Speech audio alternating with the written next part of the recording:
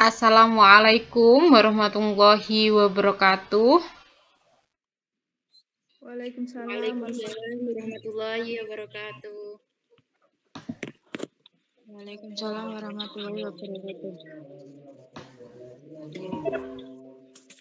Mbak Khalid kok gabung banyak? Ya, Mbak Siti Nur Khalif gabung pakai 2 perangkat kayaknya ya. Pakai 2 device gitu.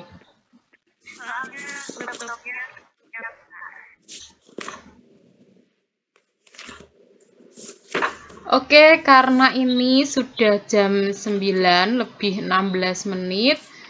Kemudian kemarin itu Mas Rauf izin ke Bu Caci tidak bisa presentasi karena di sekolahan ada kegiatan ANBK kalau tidak salah. Kemudian kebetulan Mas Rauf itu adalah proktor gitu. Jadi peranannya lumayan penting. Jadi mungkin tidak bisa gabung dengan kita ataupun kalau nanti gabung berarti kurang maksimal sepertinya begitu kalau dijelaskan ke Bu Caci kemarin. Berarti sepintas Bu Caci sudah melihat terkait rekamannya atau videonya Mas Rauf.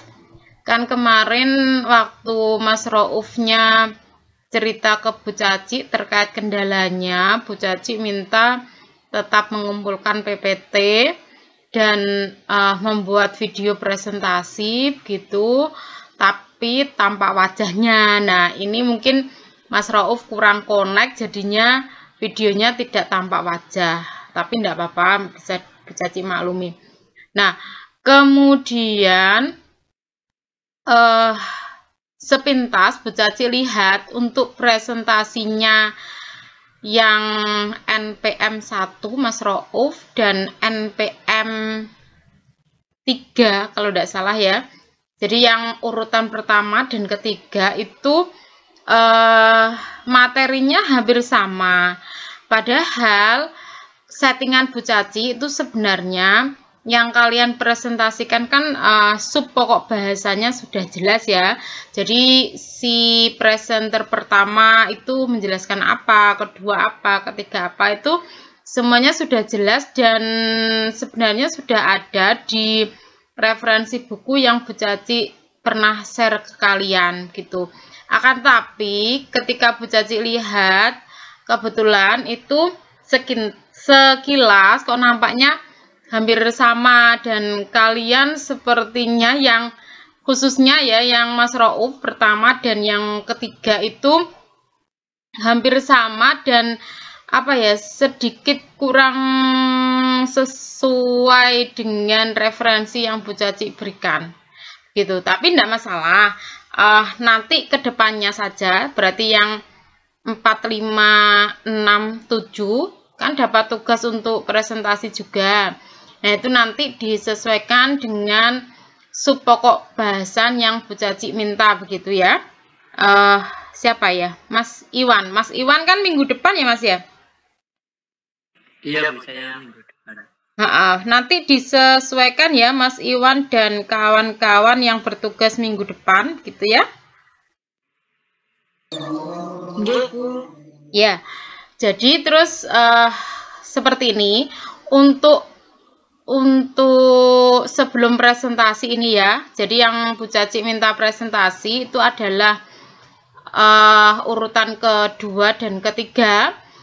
Kemudian yang terkait punyanya Mas Rauf, nanti kalian tanyanya di kolom komentar di YouTube-nya Mas Rauf. Kemudian nanti biar ditanggapi sama Mas Rauf. Kemudian Bu Caci rekap nilai seperti itu terkait presentasinya.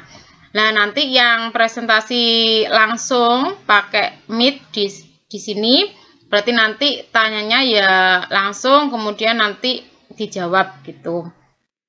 Kemudian informasi lagi, ini informasinya Bu Caci banyak banget.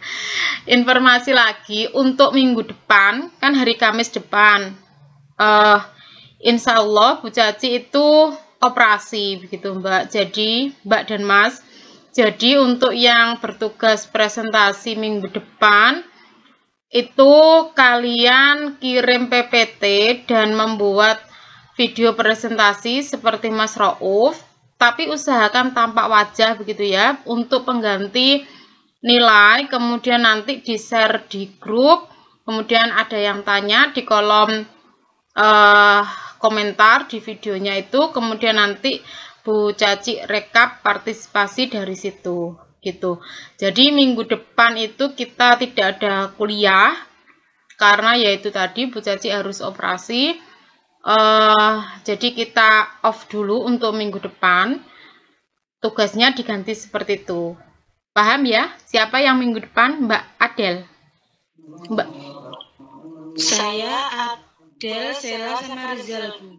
Begitu ya Mbak Christine, paham ya berarti maksudnya Bu Caci? Nggih, Bu. Berarti amin. Seharusnya kemarin Mbak, jadi kemarin itu pas Mas Rauf WA Bu Caci itu agak tidak connect gitu ya Bu Caci, karena ya posisi di rumah sakit, kemudian perjanjian terkait pelaksanaan operasi begitu. Jadi sepertinya tidak on, tapi ya alhamdulillah Mas Rauf paham dengan instruksi dari Bu Caci begitu. Oke, karena ini sudah cukup ya informasi dari Bu Caci terkait minggu depan, dan video atau PPT yang kalian kirim Bu Caci lihat sekilas itu sudah Bu Caci komentari. Sekarang Bu Caci persilahkan untuk yang urutan kedua untuk presentasi. Mbak siapa? Mbak Niken? Saya, Bu. Mbak Khalif, Bu. Oh, Mbak Khalif. Monggo Mbak Khalif bisa share screen, kemudian presentasi, kemudian usahakan nanti tidak melebihi 1 jam Mbak ya, sekitar 45 atau 30 menit saja begitu ya, soalnya nanti kan 2 yang presentasi. Itu sudah sama tanya jawabnya begitu Mbak. Jadi nanti Bu Caci batasi untuk yang bertanya hanya 3 pertanyaan gitu. Silakan Mbak Khalif.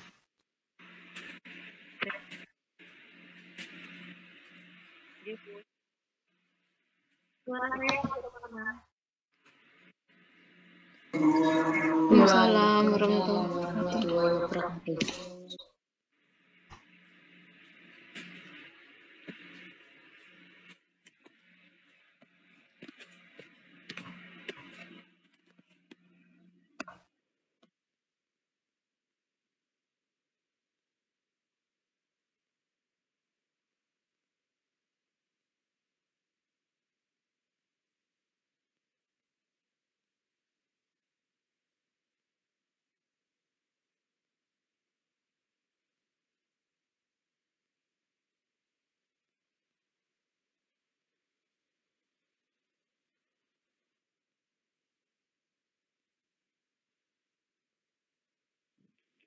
Cek. Teman-teman, suara saya masuk ya? Masuk Mbak Khalif, tapi diperkeras sedikit nggih. Oh, nggih Bu Caci. Nggih. Assalamualaikum warahmatullahi wabarakatuh. Waalaikumsalam warahmatullahi wabarakatuh. Pada pertemuan kali ini, kita akan membahas materi tentang yaitu skala ordinal, skala interval, dan skala rasio. Pokok-pokok bahasan yang akan kita bahas yaitu yang pertama ada skala pengukuran, skala nominal, skala ordinal, skala interval, dan skala rasio. Sebenarnya pada skala pengukuran dan skala nominal ini masuk pada pokok bahasanya Mas Rauf, tapi lebih baiknya dibahas lagi agar lebih jelas. Oke. Yang pertama, skala pengukuran. Skala pengukuran adalah kesepakatan yang digunakan sebagai acuan atau tolak ukur untuk menentukan panjang pendeknya interval yang ada pada alat ukur sehingga alat ukur tersebut bila digunakan dalam pengukuran akan menghasilkan data. Artinya di sini kan skala pengukuran, dia menjadi tolak ukur.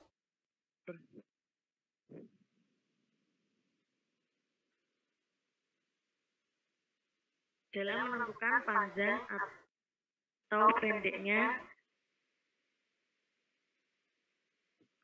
interval.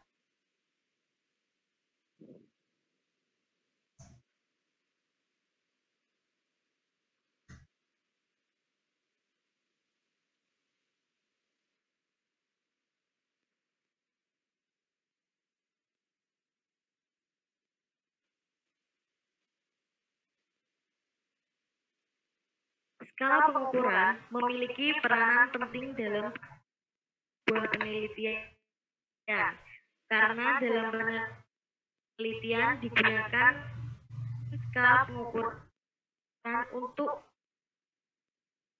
mengklasifikasi variabel yang akan diukur agar tidak terjadi kesalahan dalam menentukan anak.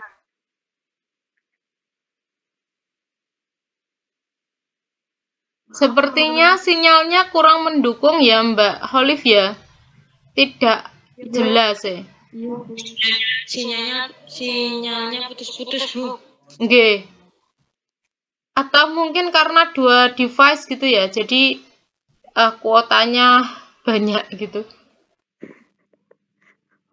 Iya, Bu. Tapi suara saya masuk atau tidak, Bu? Masuk tapi putus-putus Mbak Olive. Coba pakai HP aja loh, Mbak. Kalau Bisa kan? kendalanya laptop. Oke. Coba ya kan. Sebentar ya Bu Caci, mohon maaf. Nggih. Suaranya lewat HP aja mungkin. Untuk presentasi bisa di laptop. Tapi lama kok. Zal, iku nek-nek ya. Bentar. Ya HP aja, Mbak. Berarti laptopnya Apa Mbak daripada putus-putus suaranya sampean pas jelas nih.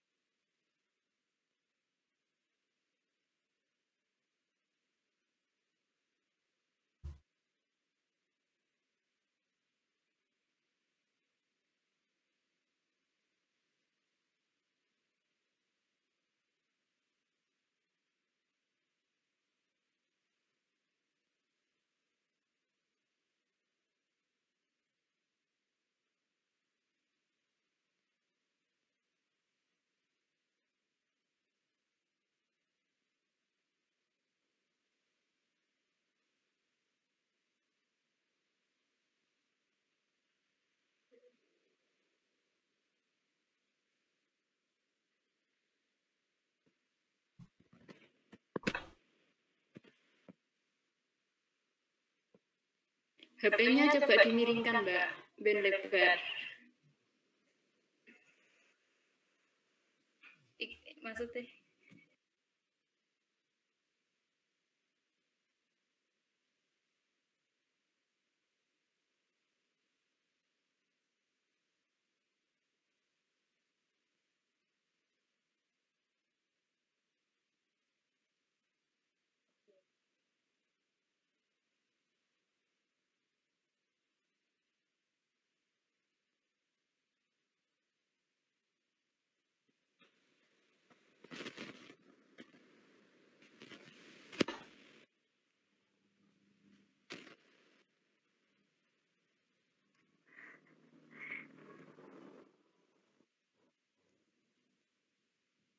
Oke, gini kan ya. Suara saya masuk atau enggak ya? Masuk Mbak Olive? masuk, Mbak. Yang satu saya tutup dulu ya, Bu. Nggih. Minta tolong itu dibesarkan lagi Mbak, di zoom lagi biar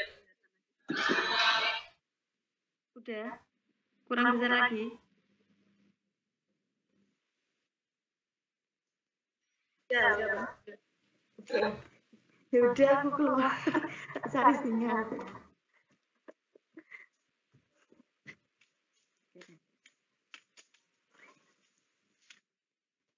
Oke, pokok bahasan yang pertama kita akan membahas tentang skala pengukuran. Skala pengukuran adalah kesepakatan yang digunakan sebagai acuan atau tolak ukur untuk menentukan panjang pendeknya interval yang ada pada alat ukur, sehingga alat ukur tersebut bila digunakan dalam pengukuran akan menghasilkan data. Artinya, skala pengukuran di sini tuh dia sebagai tolak ukur dalam menentukan panjang ataupun pendeknya suatu interval. Oke.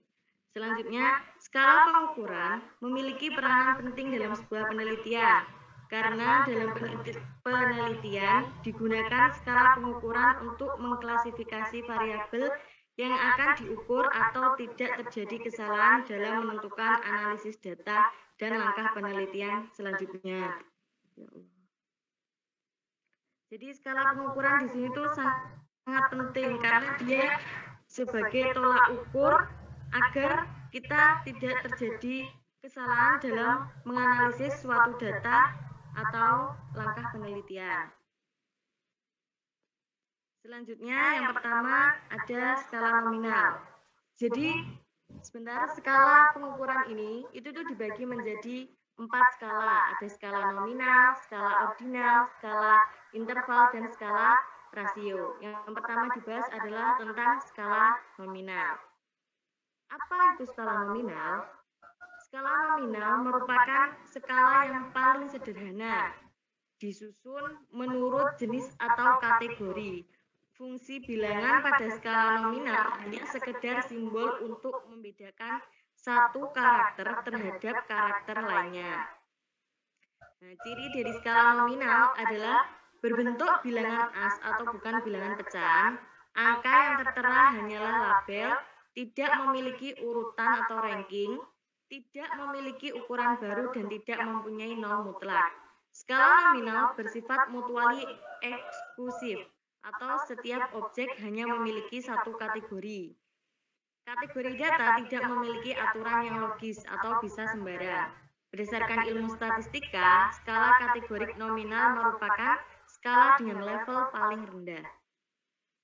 Contoh yang pertama, yaitu untuk mengklasifikasikan jenis kelamin, skala nominal berupa angka 1 untuk wanita dan angka 2 untuk laki-laki. Nah, wanita ini dikasih simbol angka 1, laki-laki ini dikasih simbol angka 2. Nah, dari nilai di atas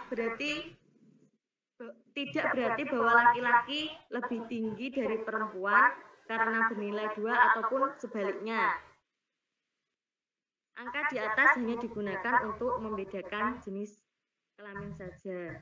Jadi jelas ya teman-teman, kalau skala nominal ini hanya disusun menurut jenis atau kategori, hanya menandakan simbol.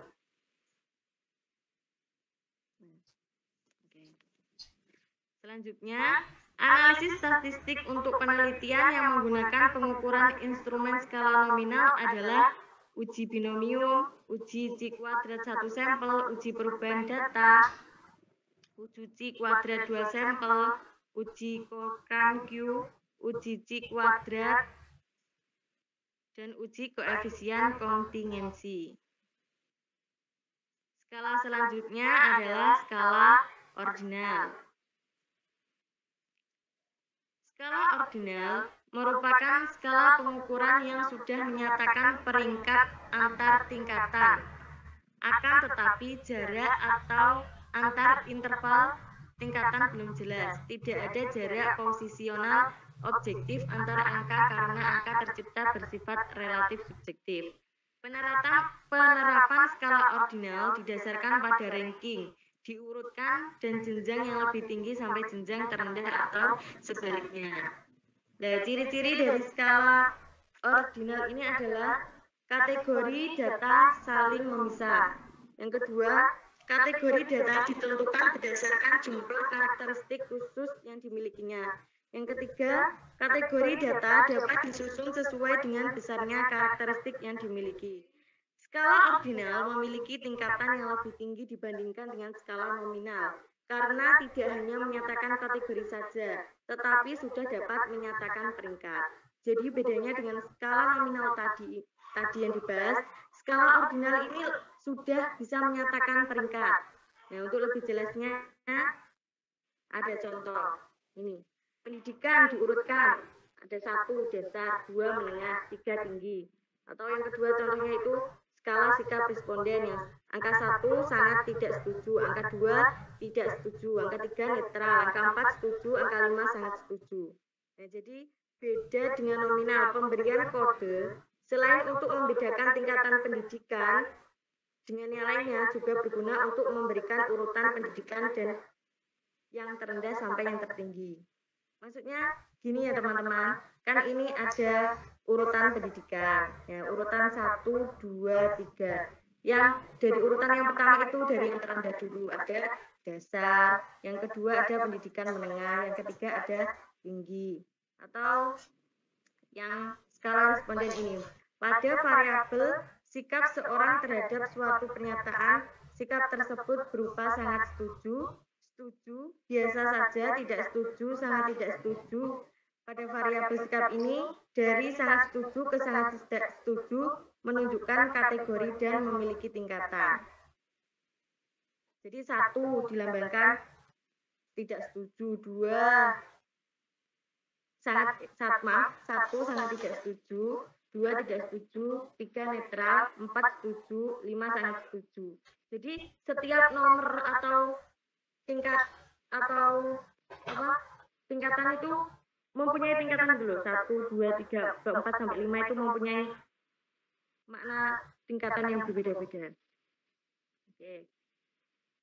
Skala ordinal digunakan untuk uji Kolmogorov. Smirnov 1 sampel, uji deret 1 sampel, uji tanda, uji pasangan tanda Wilcoxon, uji median, uji Mann-Whitney, uji Kolmogorov Smirnov 2 sampel, uji reaksi ekstrim Moses, uji analisis varian 2 arah Friedman, uji koefisien korelasi Rem-Spearman.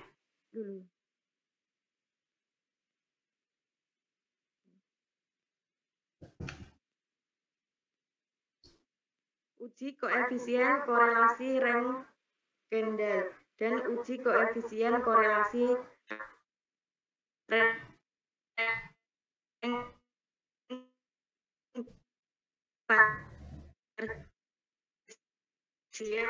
Kendall. Teman-teman,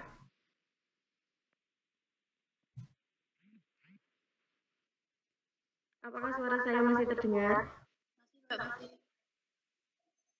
Masih, Mbak. Oh, oke. Takutnya sudah tidak terdengar. Oke, selanjutnya ada kayaknya jaringannya mulai nggak stabil lagi. Oke.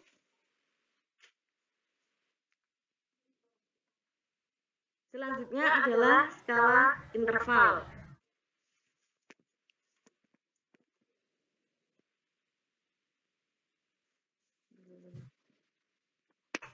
Skala interval adalah skala yang menunjukkan jarak antara satu data dengan data yang lain dan mempunyai bobot yang sama, tetapi tidak memiliki nilai nol mutlak. Skala interval adalah skala pengukuran numerik, tetapi tidak memiliki nilai nol mutlak. Ciri penting yaitu datanya bisa ditambahkan, dikurangi, digandakan, dan dibagi tanpa mempengaruhi jarak relatif skor-skornya, sehingga jarak atau intervalnya dapat dibandingkan.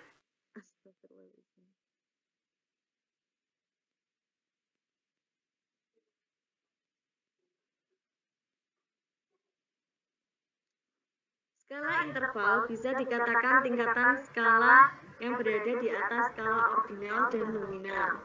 Ciri-cirinya yaitu Pertama, kategori data memiliki sifat saling memisah. Kategori data memiliki aturan yang logis. Kategori data ditentukan skalanya berdasarkan jumlah karakteristik khusus yang dimilikinya. Perbedaan karakteristik yang sama tergambar dalam perbedaan yang sama dalam jumlah yang dikenakan pada kategori. Angka 0 hanya menggambarkan satu titik dalam skala atau tidak memiliki nilai 0 absolut. Contohnya yaitu skala dalam termometer.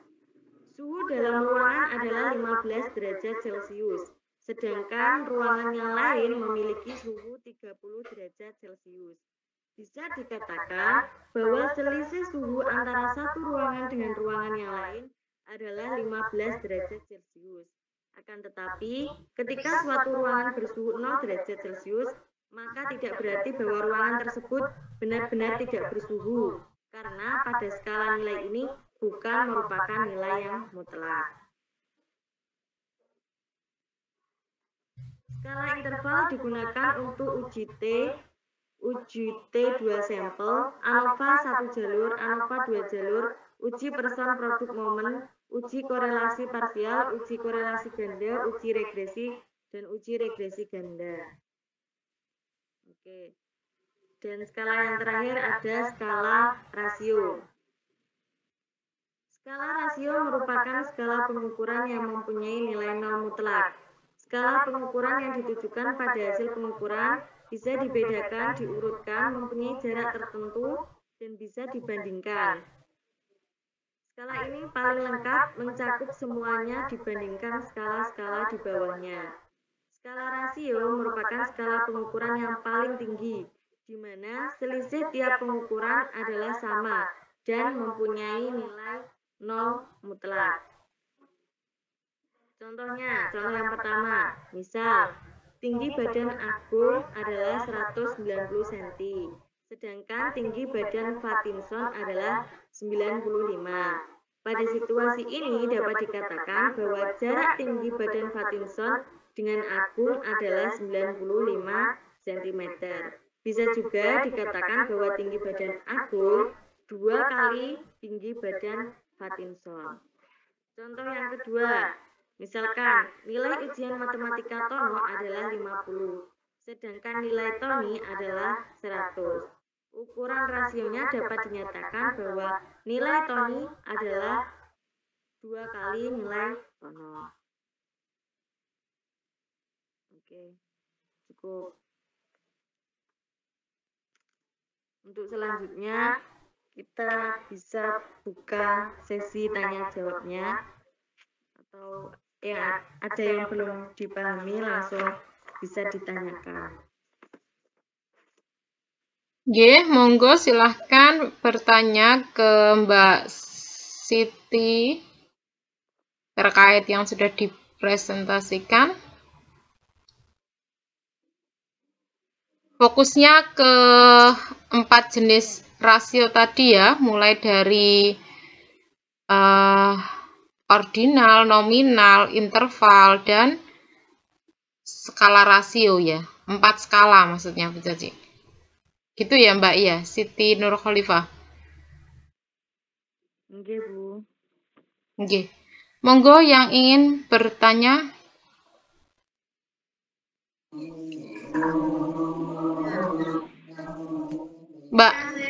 Mbak Christine dulu. Ya. Izin bertanya Mbak Alif. Oke, monggo Mbak Christine. Pada slide skala rasio, bahwa nilai pengukuran skala rasio itu sama.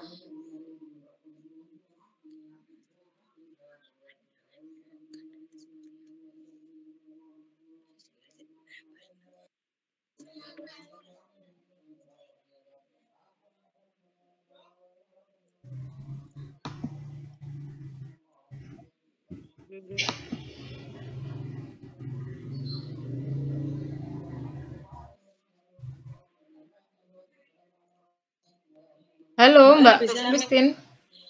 Mbak Alif bisa minta tolong nggak diperlihatkan lagi yang slide skala rasio?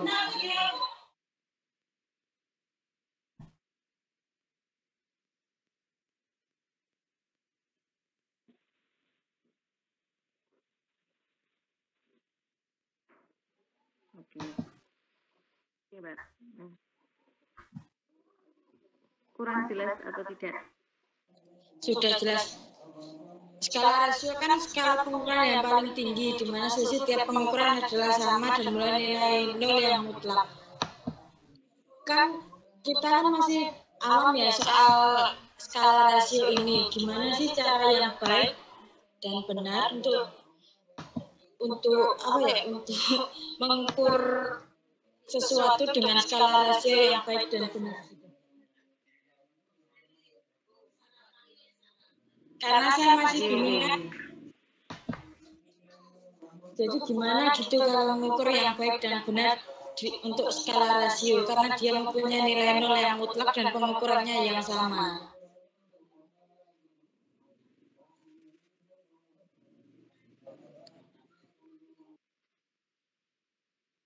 Monggo Mbak Khalifah langsung ditanggapi saja.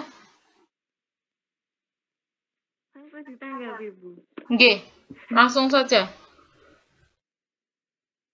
Nggih.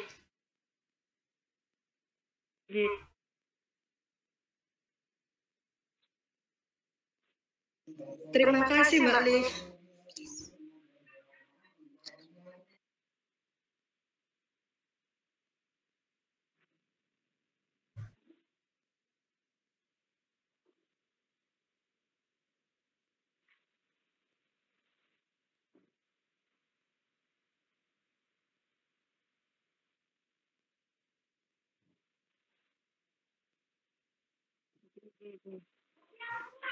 Pertanyaan Mbak Christine.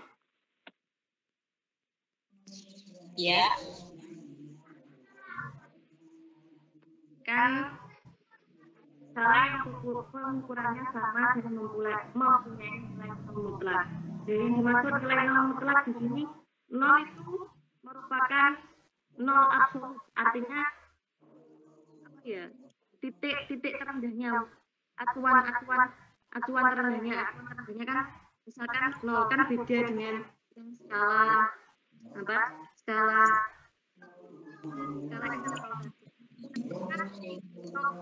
Setelah itu tidak jelas, artinya kalau yang di rasio ini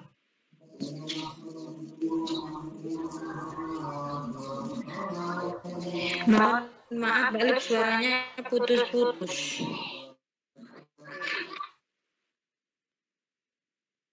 Baik, saya ulangi Mbak Christine. Skala rasio di sini adalah skala yang paling tinggi di mana setiap selisih pengukuran adalah sama dan mempunyai nilai 0 mutlak. Nah, nilai 0 mutlak ini adalah 0 absolut, atau artinya dia dijadikan acuan sebagai nilai terendah. Nah, tadi kan dicontohkan, misalnya tinggi Agung 190, Pattinson 95. Nah, di situ kan sudah selisihnya jelas. Kalau 90 selisih antara Agung dan Pattinson adalah 95. Artinya nolnya itu sebagai acuan titik terendahnya, gitu loh Mbak Christine.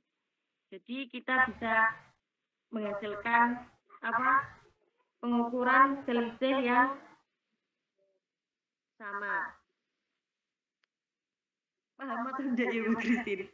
Saya juga agak susah kalau menjelaskan. Mungkin bisa dibandingkan dengan skala interval, Mbak Khalif. Kan untuk mengkaitkan antara makna 0 yang ada di skala interval dengan makna 0 yang ada di skala rasio. Itu mungkin bisa mempermudah pemahaman terkait 0 mutlak yang dimaksudkan. Baik Bu. Kan di skala rasio ini memiliki nilai 0 mutlak. Artinya mutlak ini adalah sebagai acuan titik terendahnya, ada acuannya gitu loh Mbak. 0 itu titik terendah. Nah, kalau pada yang interval tadi, skala interval, kan nilai 0 itu tidak mutlak. Kan bisa contohnya tadi ini. Ada suhu 15 derajat dan yang lain memiliki suhu 30 derajat. Nah, bisa dikatakan selisihnya 15 derajat. Terus, tetapi apabila di suhu 0, apakah dia tidak mempunyai suhu gitu? Bukan, maksudnya 0 di sini tuh juga mempunyai nilai gitu loh. Nah, kalau yang di nilai yang di skala rasio tadi 0 itu titik terendah acuan titik terendah. Nah, kalau di skala interval ini 0 itu bukan titik acuan terendah. 0 itu bisa apa ya? Bisa memiliki nilai atau makna. Seperti itu. Mungkin teman-teman ada yang mau menambahkan atau gimana menyanggah pendapat saya?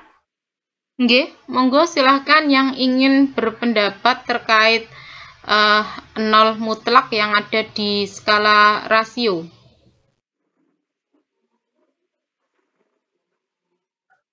Ya, mungkin saya Bu ya. Nggih, monggo Mbak Sela.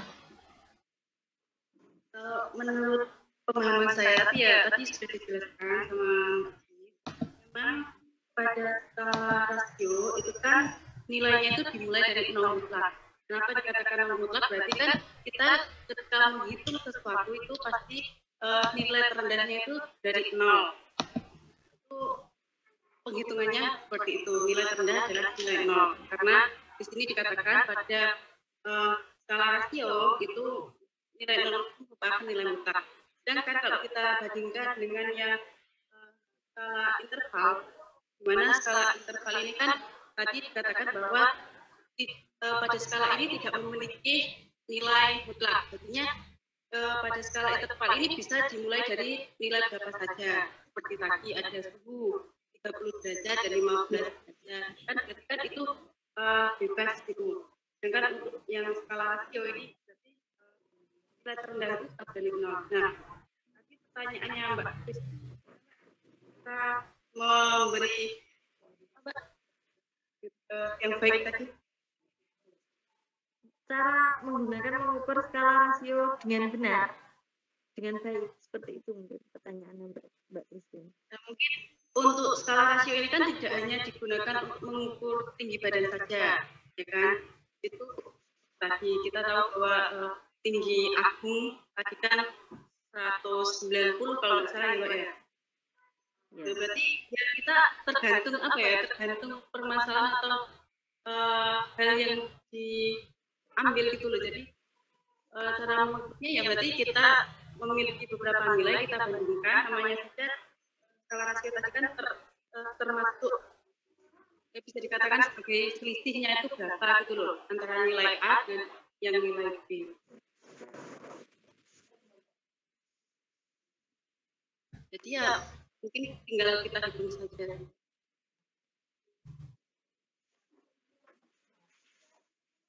Sudah cukup Mbak Sela? Ya. Oke. Bagaimana Mbak Christine? Sudah bisa dipahami apa belum?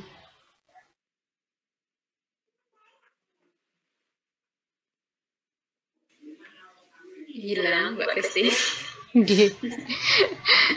Sebenarnya ini Bu Caci sedikit mengulang ya. Jadi yang dijelaskan oleh Mbak Olive sama Mbak Sela itu sudah benar terkait angka 0 yang ada di skala rasio dan skala interval. Kalau susah untuk susah untuk memahaminya, kita lihat dari itu pengukuran terkait suhu dan nilai gitu saja. Nilai dari peserta didik misalkan. Nah, ketika angka 0 di nilai peserta didik itu kan menunjukkan bahwa peserta didiknya tidak memiliki nilai sama sekali. Artinya tidak memiliki jawaban benar sama sekali, kan begitu ya. Tapi ketika suhu di suatu tempat ini adalah 0 derajat Celcius, nah tidak bisa kita mengartikan bahwa tempat tersebut tidak memiliki suhu gitu. Itu kalau nol mutlak berarti benar-benar nol, benar-benar tidak memiliki nilai. Akan tetapi kalau di nolnya interval, skala interval itu masih mempunyai nilai, di mana ditunjukkan di pengukuran suhu tadi. Kalau hasilnya 0 berarti tidak diartikan bahwa tempat tersebut tidak memiliki suhu, begitu. Beda dengan angka 0 ketika berada di posisi hasil belajar. Kalau hasil belajar anak, misalkan namanya A, ini adalah 0, berarti anak tersebut kan benar-benar tidak memiliki nilai, tidak memiliki jawaban yang benar. Itu yang dimaksud angka 0 pada skala interval dan rasio untuk perbedaannya gitu. Kemudian untuk pengukuran ya, ketika kita melakukan sebuah penelitian, kemudian kita ingin mendapatkan sebuah data, entah itu skala nominal, skala interval, rasio, skala ordinal, itu semuanya tergantung dari teknik pengambilan data yang kita gunakan atau instrumennya. Jadi ngarahnya itu ke situ. Ketika kita penelitian, instrumen kita itu sudah tepat, kemudian teknik yang kita gunakan untuk pengambilan data itu sudah tepat. Lah, nantinya berarti data yang kita peroleh dalam sebuah penelitian itu tentunya akan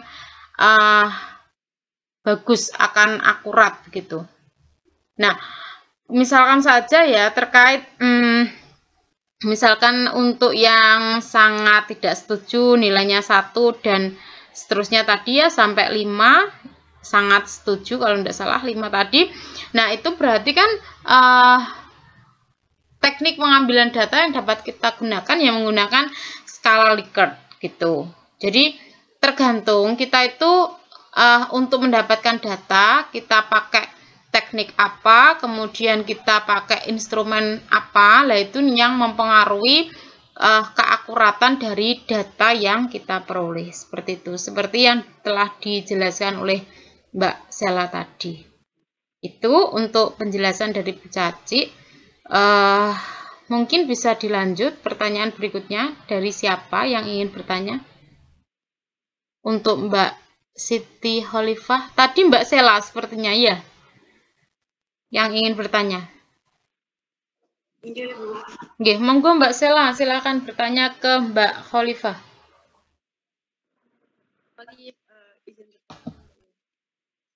Ini saya masih bingung contoh-contoh penggunaan. Tadi kan di beberapa skala itu kan pasti setiap skala itu ada contoh penggunaan untuk uji gitu kan Mbak ya.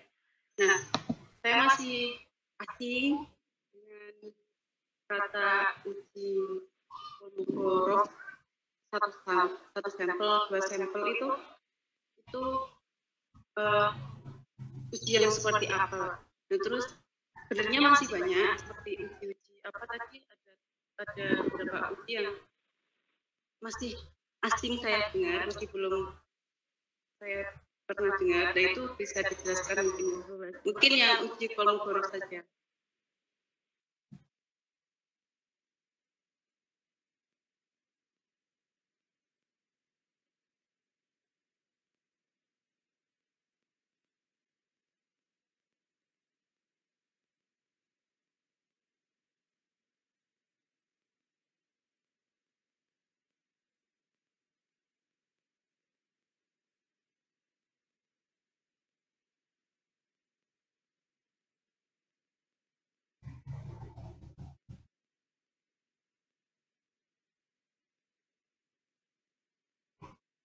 Sebelum dilanjut oleh Mbak Khalifah, ini Mbak Khalifah keluar sepertinya. Iya Mbak Sela ya? Iya Bu, ini mungkin jaringannya itu. Iya, jadi pertanyaan Mbak Sela untuk Mbak Khalifah Bu Caci handle ya. Jadi begini Mbak Sela, sebenarnya untuk teknik dalam analisis data ya, khususnya statistik yang sudah disampaikan tadi di slide-nya Mbak Kholif. Jadi ada uji T satu pihak, uji T dua pihak, kemudian uji korelasi, kemudian ada uji Kolmogorov-Smirnov, kemudian ada ANOVA dan lain sebagainya. Itu merupakan teknik dalam analisis data. Jadi kalau kita pelajari semuanya di statistik itu tidak mungkin gitu. Jadi nanti di statistiknya Bu Caci ini, di mata kuliahnya Bu Caci ini, kalian pun tidak semua mempelajari terkait uji-uji tersebut. Jadi mungkin terbatas hanya beberapa uji, dan yang nantinya kan gini, ketika kita melakukan uji data itu bisa secara manual, jadi bisa menghitung, kemudian kita bisa pakai aplikasi yaitu SPSS gitu. Nah, nanti yang kalian lakukan itu beberapa pertemuan, jadi kalau tidak salah sampai pertemuan ke 12 itu kalian masih belum menggunakan aplikasi, tapi 3 pertemuan terakhir dari 13, 14, 15 itu kalian nanti sudah menggunakan aplikasi. Jadi sudah bisa download aplikasi SPSS di laptopnya, karena nanti kita akan berhubungan dengan aplikasi tersebut begitu. Kemudian untuk pembahasannya, jadi mungkin tidak bisa kita bahas di sini Mbak Sela terkait Kolmogorov-Smirnov. Jadi nanti ada di pertemuan berapa, di pertemuannya Bu Caci ini ada tersendiri, kita akan bahas tentang teknik uji statistik tersebut. Nanti akan diperjelas di situ Mbak Sela.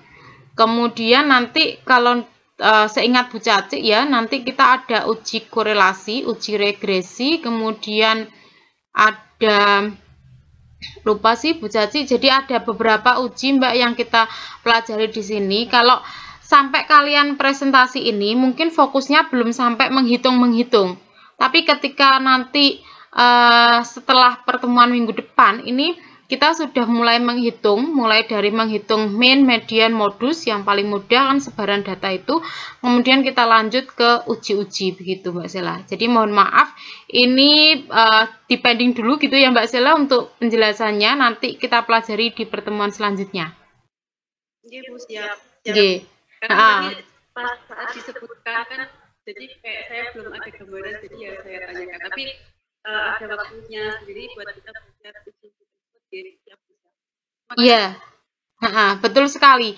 Jadi memang settingan Bu Caci untuk di awal statistik ini, kalian presentasi itu masih pembahasan yang belum sampai kita proses hitung-menghitung. Tapi nanti setelah itu di statistik berikutnya itu sudah mulai hitung-menghitung, ya. Kemudian nanti di sesi berikutnya itu nanti kita menggunakan aplikasi. Jadi bisa berimbang antara inginnya Bu Caci antara pengetahuan, kemudian antara pengetahuan menghitung atau keterampilannya, juga kalian tidak kok langsung tidak memiliki terkait keterampilan menggunakan aplikasi itu. Sebenarnya kan apa ya, aplikasi itu mempermudah. Intinya kalian menghitung. Kalau Bu Caci dulu di perkuliahan itu masih menghitung ya, masih menggunakan manual, masih menggunakan Excel gitu, belum terampil dalam menggunakan aplikasi. Tapi saat ini kan semakin ke depannya itu semakin kita menggunakan aplikasi. Contohnya saja gini, dulu kita membuat daftar pustaka itu kan kita tidak manual, menulis manual, mulai dari nama, tahun, judul buku dan seterusnya. Tapi saat ini untuk membuat daftar pustaka itu kita sudah menggunakan aplikasi Mendeley gitu. Itu tuntutan zaman, jadi kita memang harus belajar seperti itu. Itu ya. Bisa dipahami ya? Oke. Karena ini Mbak Kholif kan off gitu. Nah, kita langsung saja ke presenter berikutnya. Loh, ini masuk lagi. Jadi kita 2 pertanyaan saja ya. untuk ini sudah jam 10, kita lanjut ke presenter yang ketiga saja. Monggo, siapa? Silakan share screen, dijelaskan, nanti kita sharing. Baik, Bu.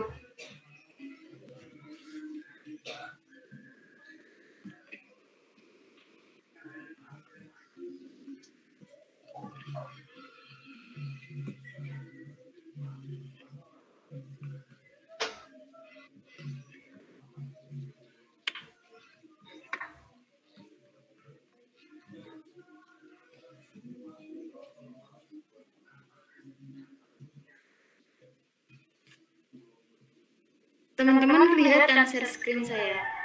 Sampun Mbak Niken. Sudah Mbak. Oh ya.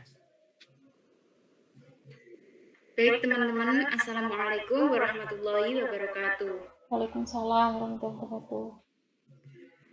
Hari ini saya akan mempresentasikan mengenai teknik pengumpulan data dan mengintegrasikan teknologi ke pengumpulan data pada mata kuliah biostatistika.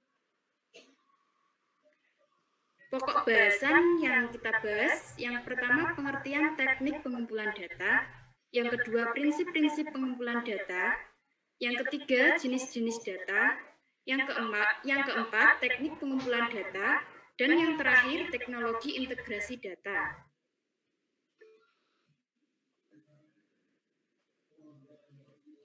Yang pertama pengertian teknik pengumpulan data. Teknik pengumpulan data adalah cara yang digunakan untuk mengumpulkan informasi atau fakta-fakta yang ada di lapangan. Pengumpulan data dilakukan untuk memperoleh informasi yang dibutuhkan dalam rangka mencapai tujuan penelitian. Sebelum melakukan penelitian, seorang peneliti telah memiliki dugaan berdasarkan teori yang ia gunakan.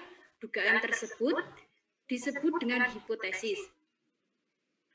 Untuk membuktikan hipotesis secara empiris, seorang peneliti membutuhkan pengumpulan data untuk diteliti secara lebih mendalam. Dan yang terakhir, pengumpulan data dilakukan terhadap sampel yang telah ditentukan. Pokok bahasan yang kedua yaitu prinsip-prinsip pengumpulan data. Dalam proses pengumpulan data statistik, terdapat beberapa prinsip yang harus diperhatikan. Yang pertama, mengumpulkan data selengkap-lengkapnya atau tidak sebanyak-banyaknya. Yang kedua, mempertimbangkan ketetapan data, meliputi jenis data, waktu pengumpulan data, kegunaan data, dan relevansi data. Yang ketiga, kebenaran data atau data yang dapat dipercaya kebenarannya, baik sumbernya maupun data itu sendiri. Pokok bahasan yang ketiga yaitu jenis data. Jenis data yang pertama yaitu menurut cara perolehannya. Di antaranya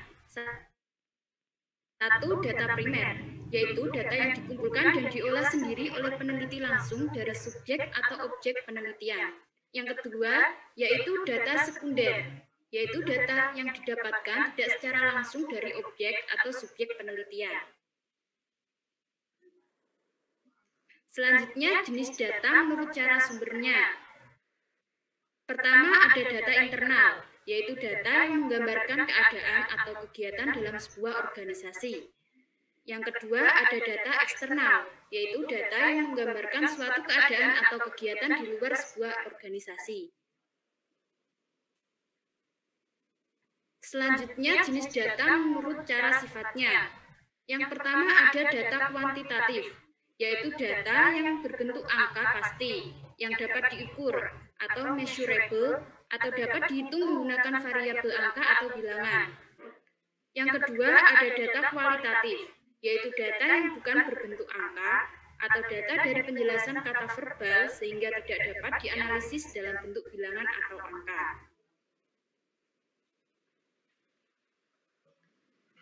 Jenis data menurut waktu pengumpulannya. Pertama, ada data cross-section atau incidental, yaitu data yang dikumpulkan hanya pada suatu waktu tertentu. yang kedua ada data berkala atau time series, yaitu data yang dikumpulkan dari waktu ke waktu untuk menggambarkan suatu perkembangan atau kecenderungan keadaan, peristiwa, atau kegiatan. Pokok bahasan yang keempat ada teknik pengumpulan data. Teknik pengumpulan data dibagi menjadi 4 macam. Yang pertama yaitu wawancara. Wawancara adalah teknik pengumpulan data yang dilakukan melalui tatap muka dan tanya jawab langsung antara peneliti dengan narasumber. Wawancara ini dibagi menjadi 2, yaitu wawancara terstruktur dan wawancara tidak terstruktur. Yang kedua yaitu ada observasi. Observasi adalah teknik pengumpulan data yang dilakukan dengan mengamati secara langsung hal yang ingin diteliti atau melalui eksperimen atau percobaan. Observasi ini juga dibagi menjadi 2, yaitu partisipan observation dan non-partisipan observation. Dan yang ketiga ada angket. Angket adalah teknik pengumpulan data yang dilakukan dengan cara memberikan beberapa pertanyaan atau pernyataan kepada responden untuk dijawab. Dan kemudian yang terakhir ada dokumentasi. Dokumentasi merupakan teknik pengumpulan data yang dilakukan dengan meneliti macam-macam dokumen yang berguna untuk bahan analisis. Dokumentasi ini dibagi menjadi 2, yaitu dokumentasi primer dan dokumentasi sekunder. Kemudian pokok bahasan yang terakhir adalah teknologi integrasi data. Integrasi data adalah proses menggabungkan informasi dari database terpisah menjadi database baru yang dapat digunakan untuk analisis lebih mendalam. Setidaknya menjelaskan bahwa data integration adalah proses menggabungkan data dari berbagai sumber. Data integration biasanya akan dimulai dengan proses penyerapan yang mencakup langkah-langkah seperti pembersihan data, pemetaan ETL, ekstrak, transform, dan load, dan transformasi. Kemudian dilansir dari Xenostat, terdapat 2 jenis data integration. Yang pertama ada Enterprise Data Integration atau EDI, yaitu seperangkat teknologi yang dapat membantu memanipulasi data, kumpulan data. Yang kedua ada Customer Data Integration atau CDI, adalah pengumpulan data dengan tujuan utamanya memuaskan keinginan pelanggan. Manfaat teknologi integrasi data yang pertama yaitu menghemat waktu dan meningkatkan efisiensi. Kemudian yang kedua, mengurangi risiko terjadinya kesalahan, dan yang terakhir, data lebih berkualitas. Demikian presentasi yang dapat saya sampaikan, kurang lebihnya saya mohon maaf. Terima kasih. Bila ada pertanyaan, silakan disampaikan. Wassalamualaikum warahmatullahi wabarakatuh. Waalaikumsalam warahmatullahi wabarakatuh. Monggo yang ingin bertanya ke Mbak Niken.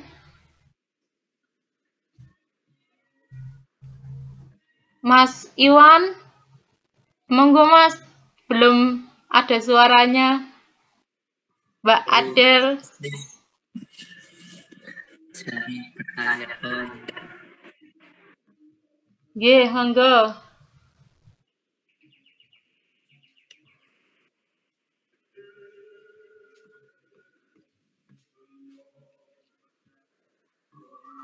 Halo Mas Iwan. Ya, ini saya mau tanya ya.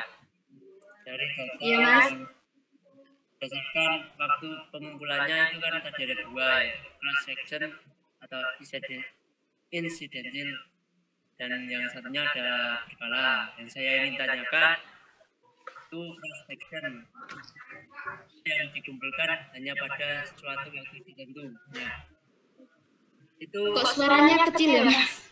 Nggih, sama Mbak Niken, Bu Tati juga enggak dengar. Diulangi Mas Iwan. Yang saya tanyakan tentang data cross section, data yang diterapkan hanya pada suatu waktu tertentu. Nah, waktu tertentu yang dimaksud itu seperti apa ya? Mungkin bisa dijelaskan. Baik, Mas. Monggo Mbak Niken langsung saja. Ya, Bu, sebentar, Bu.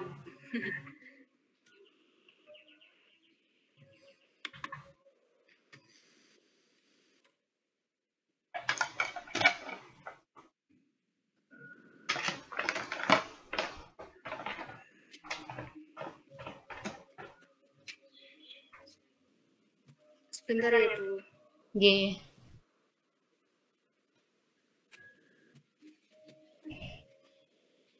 Tadi catatan.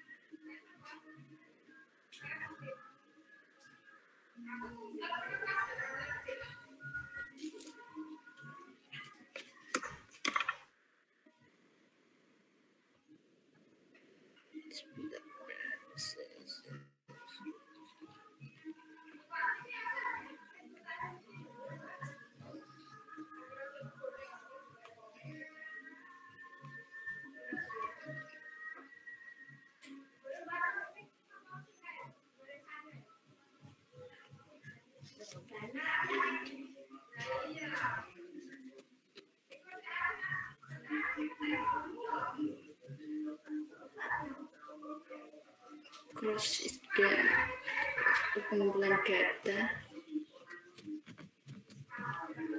Mungkin dikasih contohnya gitu Mbak Niken, kalau cross section itu seperti apa, kalau time series itu bagaimana gitu.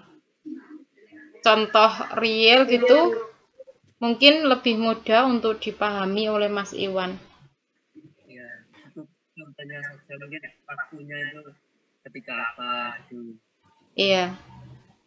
Kalau kalian ini kan pendidikan biologi, jadi nanti di skripsi tentunya kan tidak terlepas dari pengambilan data.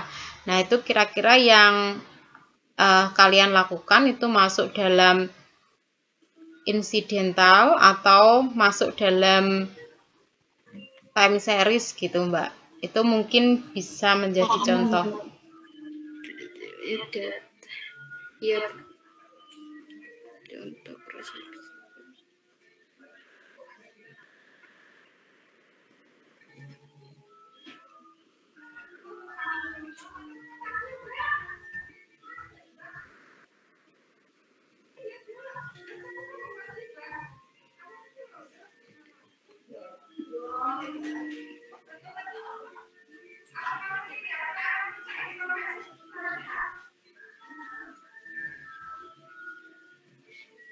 Iya, Mas. Contohnya itu kalau data cross section kan data yang dikumpulkan hanya pada suatu waktu tertentu. Contohnya seperti data nilai tukar rupiah terhadap dolar Amerika tahun 2008, data nasabah Bank BCA atau BNI atau bank lainnya pada bulan-bulan tertentu, begitu Mas. Kalau contoh dari time series itu data nilai tukar rupiah dolar Amerika pada tahun 2008 sampai 2012. Berarti waktunya itu kalau data insidental itu pada per bulan itu setiap bulan ada. Kalau data berkala ini berarti seperti data tahunan gitu, menurut saya. Gimana Bu Caci? Ya, terima kasih untuk Mbak Niken. Jadi begini ya, kalau yang waktu tertentu itu ya, berarti sekali penentuan itu kan masuk dalam cross section itu ya Mbak Niken ya. Kalau satunya itu time series itu berarti berkelanjutan gitu Mas. Misalkan seperti yang Bu Jati sampaikan tadi, kalian kan pendidikan biologi. Kemudian kalian kan nantinya di semester akhir kalian akan melakukan penelitian, pengambilan data, dan tentunya kan penelitian yang cenderung kalian lakukan kan mengarah di pendidikan. Ya mungkin terkait dengan penentuan hasil belajar setelah mendapat perlakuan apa begitu, entah model, entah media, entah metode pendekatan dan lain sebagainya. Nah, pada saat itu kan kalian melakukan pengambilan data, mengambil hasil belajar. Nah, berarti itu masuk apa kira-kira? Masuk time series ataukah cross section menurut Mas Iwan?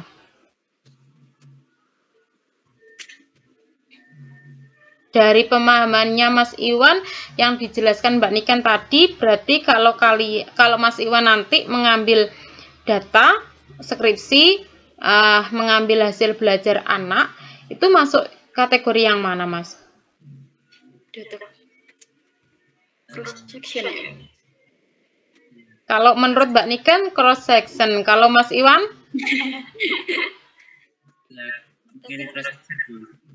Bagaimana, Mas? Cross section. Terus yang lainnya Mbak Sela, apa Mbak? Menurut Mbak Sela?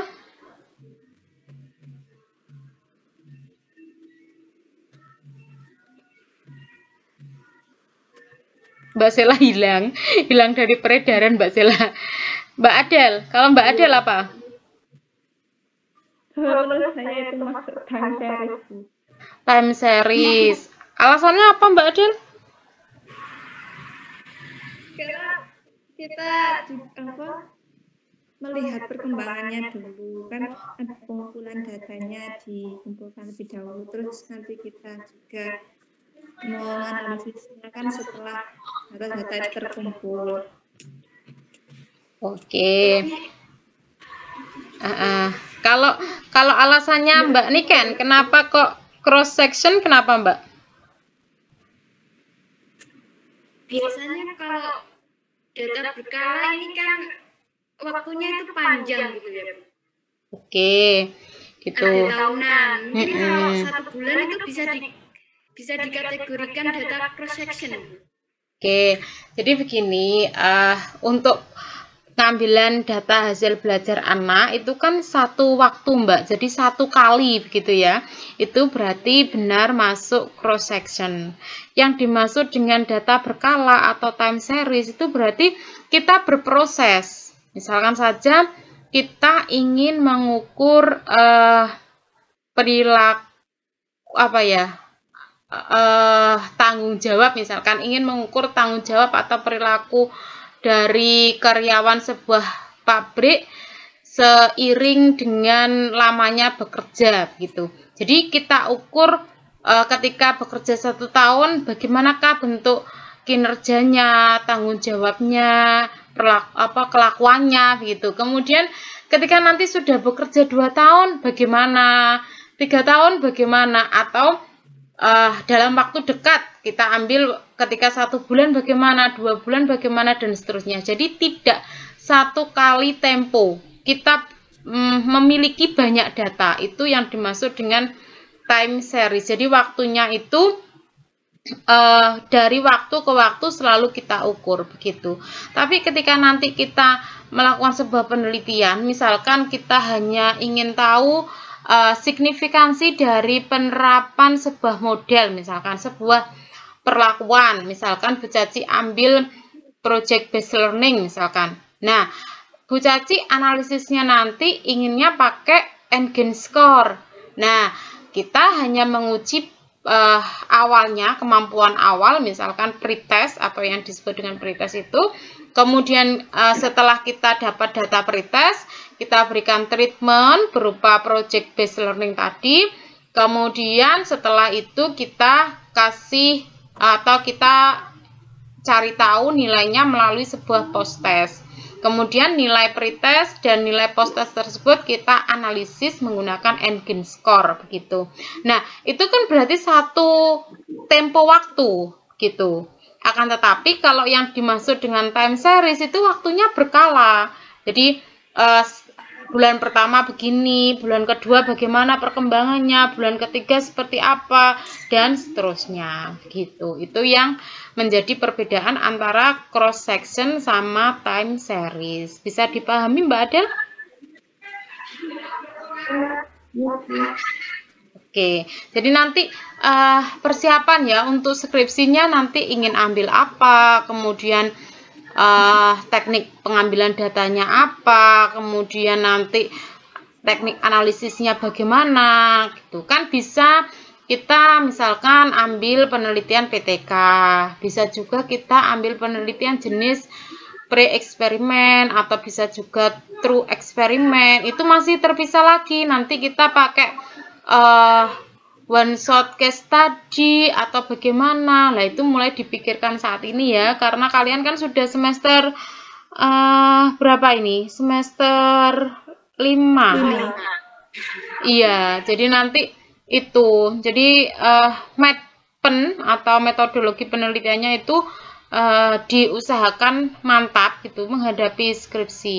Kemudian kalian nanti idenya itu ngapain, misalkan ngasih perlakuan berupa media, misalkan pakai flipbook atau ebook gitu, atau misalkan pakai apa lah, itu dari segi treatment yang kalian berikan. Tapi kalian juga harus mumpuni dalam pengolahan datanya nanti. Kalian ingin pakai uji T kah untuk mengetahui pengaruhnya, atau ingin pakai misalkan neliti terkait dengan apa ya, uang saku, misalkan uang saku peserta didik dengan hasil belajar ada korelasi atau tidak, berarti nanti pakai uji korelasi. Jadi harus berimbang antara metode penelitian, kemudian antara statistik yang digunakan, itu harus berimbang, mulai dipersiapkan gitu. Oke, itu penjelasan dari Bu Caci. Mungkin ada pertanyaan lagi selain dari Mas Iwan untuk Mbak Niken yang belum bersuara untuk bertanya. Ini Mbak Adel berarti. Monggo Mbak Adel. Ya, Mbak Adel. Iya. Saya mau tanya, bagaimana caranya kita bisa mengintegrasi data jika kita ini kurang memiliki background pada IT, Mbak? Gimana Mbak Adel? Bu Caci kok kurang jelas? Oh, kurang jelas, Bu ya? Nggih. Bentar. Bagaimana caranya kita dalam mengintegrasi data jika kita tidak memiliki background IT? Oke. Jadi ngarah ke integrasi data Mbak Niken. Hanya saja kita lemah di IT begitu ya Mbak Adel ya. Berarti strateginya bagaimana? Ya, baik. Bentar ya Mbak Adel. Iya, Mbak.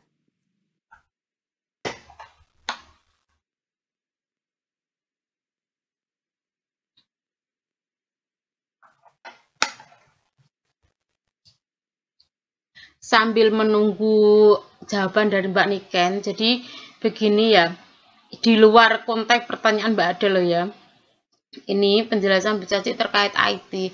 Jadi apa ya, kita itu memang sangat tidak bisa terlepas dengan yang namanya IT. Itu begitu Mbak Adel. Jadi makanya ketika nanti kita analisis data pun sebenarnya kan bisa pakai manual ngitung, tapi kan mempersulit kita gitu. Makanya muncullah yang namanya aplikasi seperti SPSS. Itu tujuannya nanti kan diharapkan dapat mempermudah kita gitu. Kemudian lagi saat ini yang kita lakukan, munculnya pandemi. Kita mau tidak mau ya tidak bisa terlepas dari IT. Bahkan guru-guru yang sepuh pun itu ya dituntut untuk bisa menguasai IT gitu.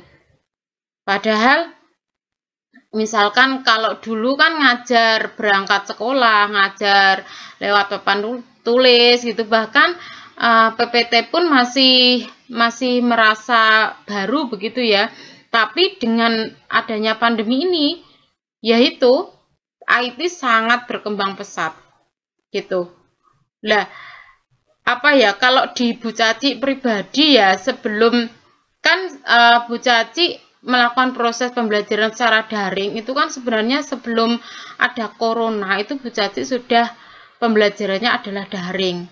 Sampai Bu Caci membuat channel YouTube itu ya karena kebutuhan mengajar Bu Caci. Saat itu kan Bu Caci tidak disarankan Uniro untuk cuti. Jadi mau tidak mau kan Bu Caci harus tetap mengajar. Kan tidak enak ya kita terima sesuatu gaji gitu dari Uniro tapi Bu Caci misalkan mengajarnya tidak maksimal. Lah itu kan juga beban tersendiri. Makanya Bu Caci membuat channel itu, kemudian Bu Caci mengusahakan kayak membuat modul dalam bentuk apa elektronik gitu-gitu. Lah itu sudah Bu Caci alami sebelum adanya pandemi. Jadi Bu Caci sudah seperti itu. Terus muncul pandemi ini dan semuanya malah dituntut untuk seperti itu. Jadi itu sisi apa ya? Sisi kebermanfaatan gitu ya. Maksudnya Bu Caci kecelakaan dituntut harus bisa IT karena posisi harus mengajar dari rumah gitu. Kemudian ternyata ada pandemi COVID yang mengharuskan juga untuk mengajar dari rumah gitu. Itu yang Bu Caci rasakan. Jadi tidak bisa kita tidak ingin belajar IT itu tidak bisa. Jadi kalian juga harus berpikir seperti itu, jadi harus mempunyai apa ya, semangat untuk belajar IT. Kalau belum bisa ya berusaha untuk bisa gitu. Mbak Niken sudah tahu belum, Mbak?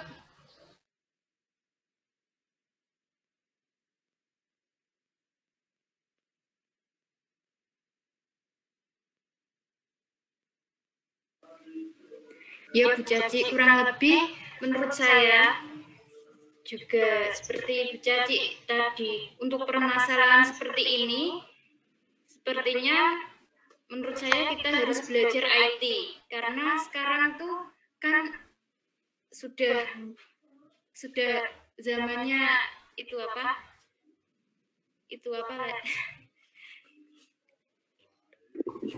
Zamannya IT.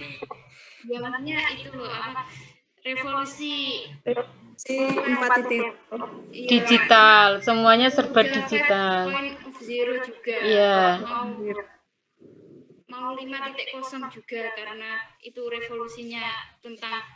Jadi semuanya itu membutuhkan teknologi. Kalau kita tidak bisa IT, maka kita akan ketinggalan dengan yang lain.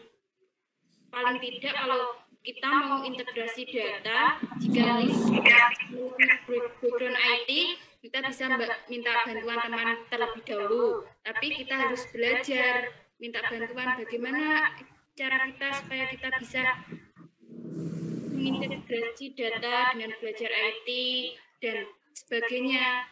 Tentang masalah-masalah seperti ini, apalagi kan pandemi ini kalau tidak ada kegiatan bisa dipakai untuk belajar IT. Misal daring, waktunya masih banyak, bisa digunakan untuk belajar IT. Kurang lebih seperti itu Bu Caci. Iya, bagaimana Mbak Adel? Mbak Adel ya.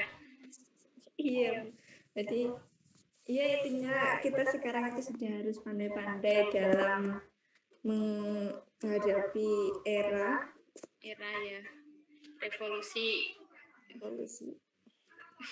Ya, cukup Mbak Niken. Ya, terima kasih. Sama-sama. Oke, ada yang lain lagi yang mau disampaikan ke Mbak Niken?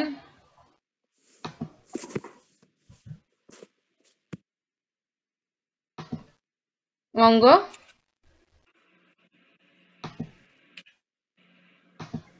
Atau ada tambahan terkait yang sudah disampaikan oleh Mbak Niken?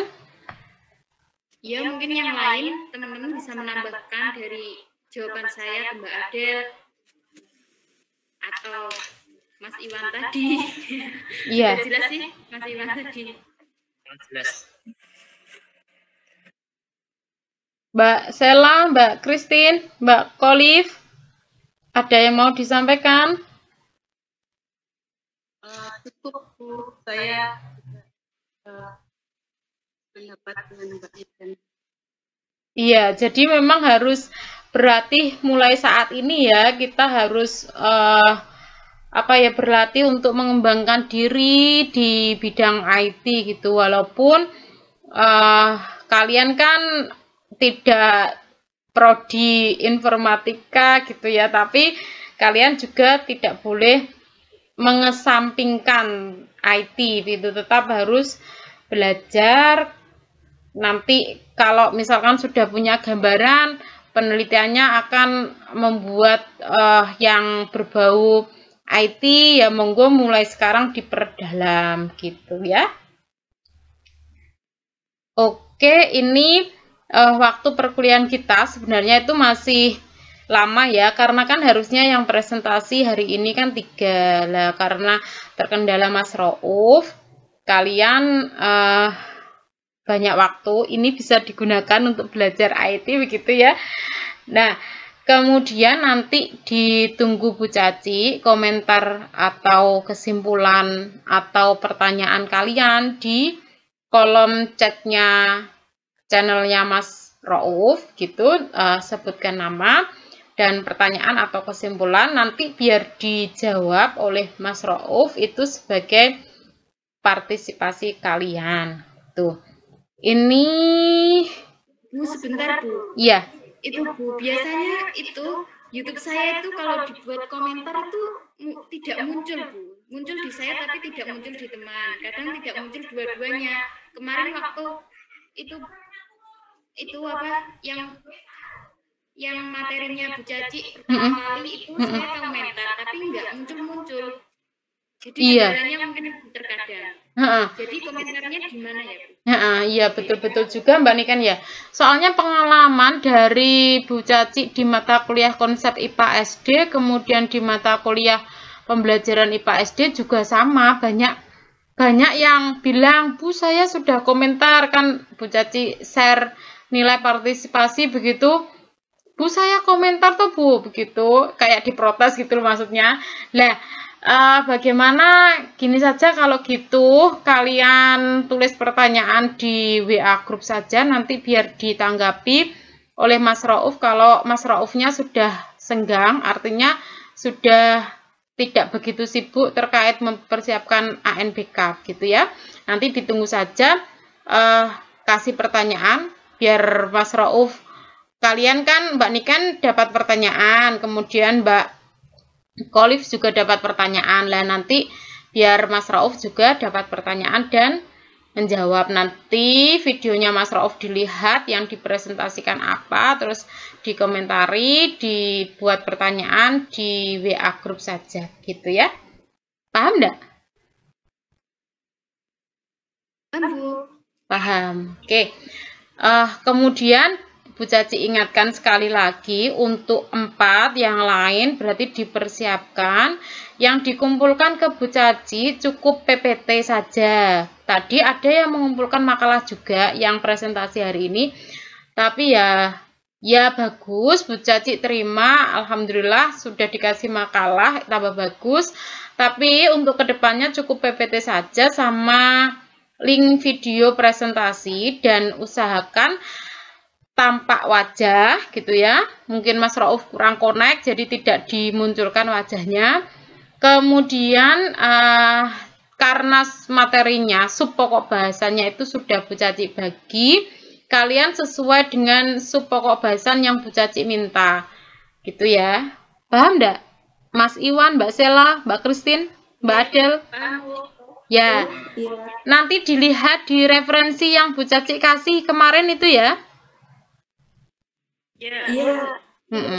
Iya Bu. Oke, terima kasih. Berarti kita akhiri perkuliahan kita.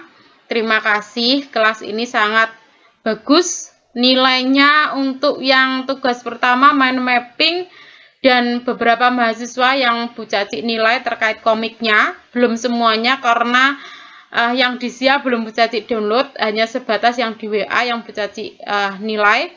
Kalian sangat kreatif, sangat bagus dalam membuat itu.